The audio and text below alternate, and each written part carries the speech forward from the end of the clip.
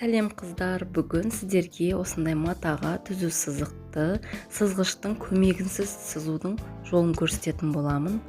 Алдымен сызғышпен өзімізге қажетті сантиметрді өлшеп аламыз, және қарап тұрсаңыздар матада өзінің тігісі болады. Сол тігіс бойынша қаламмен сызып кете бересіздер. Өте оңай және уақытыңызды үнемдейсіз бұл жерде. Қазір сіздерге сызып болған жерден сызғышпен өлшеп көрсететін боламын. Мінекей, сызғышты саламыз.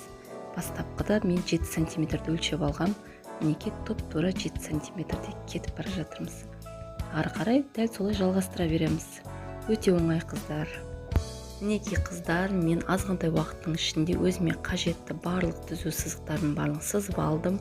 Сіздер де үйлеріңізде осылай жасап көрсеңіздер болады. Өте пайдалы деп ойлаймын.